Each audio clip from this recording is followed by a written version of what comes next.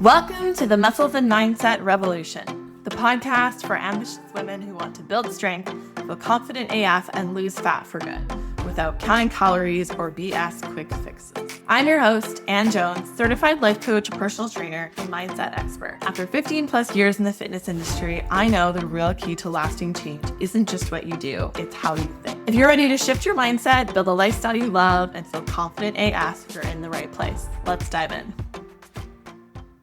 Okay, so if you read my monthly recap emails, you will already know this. If you don't already, I'll put the link in my show notes. I send a monthly recap just about personally, like what I'm doing, what I'm reading, what I'm watching, what's going on in my life. You will already know that I am doing a 30-day yoga challenge. So there's a couple of reasons that I'm doing this. The primary reason is I just moved to a new place. I just moved to Vancouver Island and I need a yoga studio. I loved my yoga studio in Palo River. Shout out to Elements. It was perfect and it was perfect for me. So I'm trying a new studio in Qualicum Beach and they're doing a 30-day yoga challenge up September 15th to October 15th. So this is great because I want to try all the classes. I want to try all the teachers. I want to know what I like, what works for my schedule. So I'm doing a 30-day yoga challenge. That's the primary reason, is to try everything at my new studio and get used to the community. The secondary reason is I remember way, I was super young. When I was first working as a yoga teacher and a fitness instructor, I did a 30-day yoga challenge with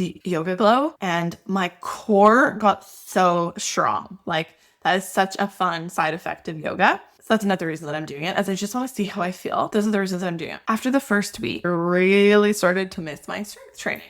And so I sat down with myself and I was like, okay, what is the reason that I'm doing this? So this is going to any yoga class every single day. Okay, they have classes 7 days a week and I've been doing it successfully. I've gone every single day, except maybe one day I was sick.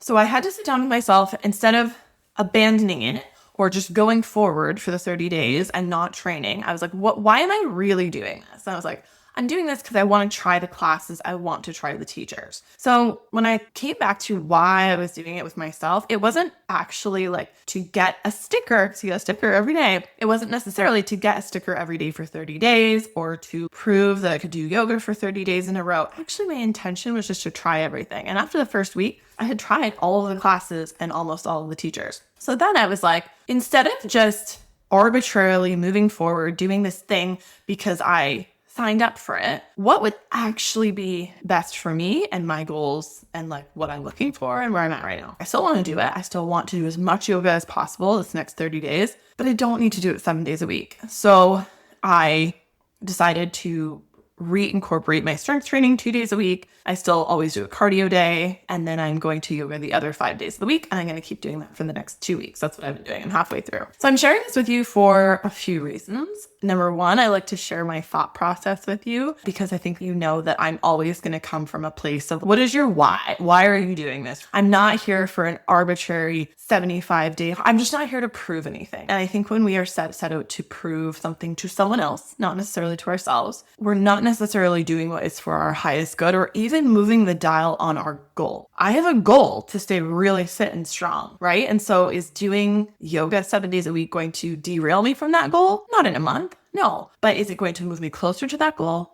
No.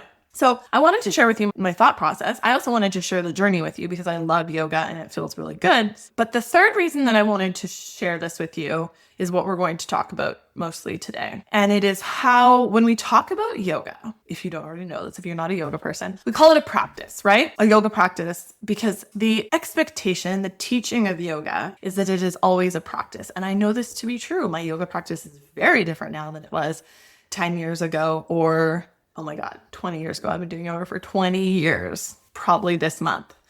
No one expects us to master yoga after 6 weeks. And if you do have that expectation of yourself, it's not advised or realistic. I've done yoga for 20 years. I've taught yoga for almost 15 years, although I don't teach very often anymore. And I think that was one of the things that surprised me the most. Also, when I taught dance fitness classes, is when people would come in and be like, I'm bad at it. I can't do all the things when they were new or even when they weren't new. But I was like, of course you can't. Why would you know? You're literally, this is your second class. Why would you be good at this? Why would you know how to do it? And to be frank, I don't think anyone has ever good at yoga. I think you're good at yoga when you are listening to your body and you're in your body. Although I'm stronger than I've ever been, my yoga practice is probably like, I probably take the least advanced options more than I ever have. Not because I'm old or out of shape, but because I know my body so well at this point. I'm going to do what's best for me, moving the dial forward. And pushing myself into a back bend to show everyone else that I can do it is never in my best interest. Anyways, coming back to the word practice. We call yoga practice, right? No one expects you to master yoga after 6 weeks. It's like meditation practice, yoga practice. Part of the practice is recognizing that it is a practice and not beating yourselves up because you can't do a handstand on day one. Or maybe you can't do a handstand ever. There's a gentleness, a reverence, a long-term mindset baked in, right? You do yoga, you're a yogi forever. You have a yoga practice if you do it. And I got to thinking, I wish this was the case with fitness. I wish that we called it a fitness practice. And hear me out. With fitness, it's all get shredded in 30 days, burn off the weekend, turkey trot, earn your burger, earn your wine. Like we treat it like a punishment, a chore, a way to fix ourselves. And it's no wonder people dread it or fall off the wagon the second that life gets busy because it's coming from like a shamey place. So today I want to explore this idea. What if we treated fitness the way we treat yoga? I didn't get into the fitness industry to help women lose weight. I got interested in fitness and then I found out that it was really empowering and fun. And that is why I work in the fitness industry. And so I don't ever want to assume that someone wants to lose weight. So there's this term like fitness journey. So I will often say like, where are you at on your fitness journey? Because that seems to be a globally accepted term, but it usually means like in secret language, it's like, where are you at on your weight loss journey? Not always, but I do kind of get that vibe, right? And I don't want to say, where are you at on your weight loss journey? What if you don't want to lose weight? So there's this kind of accepted term, fitness journey, but it gives the impression that there's like a destination. And why, like, what if we called it a fitness practice? Like yoga is a practice. It is a lifelong practice, not a temporary project. So let's dive into this idea. First of all, it isn't your fault. We were raised, especially if you are my age, if you're a millennial, we were raised in a culture where fitness is marketed like a makeover montage, right? Get in shape for the wedding, lose 10 pounds before vacation, bikini body in 6 weeks, get back to your pre-baby body. It's always about arriving, hitting a goal. You arrive and maybe celebrate for a second, and then it either becomes harder to maintain because you did something really intense to get there, or you self-sabotage and feel like you're back to square one. It's a cycle. Of course, there's a third option, which my clients and I employ, which is like you get to the goal and then you have a sustainable strategy for after. So you get to not only maintain your results, but continue to move the dial forward. Usually what happens, you arrive at a goal, you celebrate for a second, and then it either becomes challenging to maintain because the method of getting there was not sustainable, or you self-sabotage and you feel like you're back to square one. It's a cycle and it keeps us feeling like we're failing. Fitness in the diet industry has literally taught you this. So let's compare this to modern yoga or meditation or even therapy. I hope you don't go to a yoga class thinking, well, I'll be a master of yoga in 90 days and then I'll never have to come again. I'll just be done, right? It's a practice, something you return to again and again, among many reasons because it feels really good. Some days it feels good. Some days it feels like a struggle, right?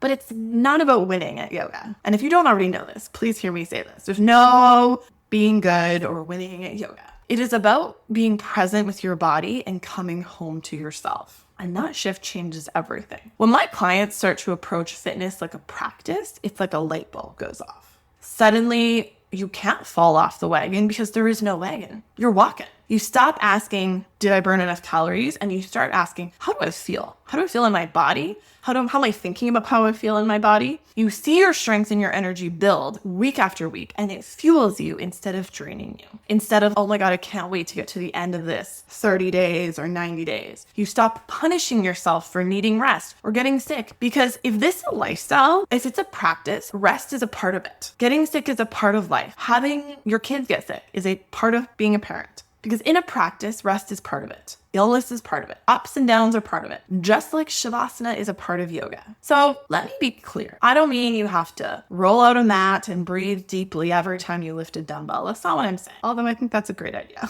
Many of our clients do it. But I do think the mindset of practice applies beautifully to fitness, nutrition, and strength training. And weight loss, to be honest. It's progressive. It's skill-based. It evolves with you. through your cycle, through your seasons, through your life. You're not trying to achieve one fixed version of your body and then preserve it in a museum.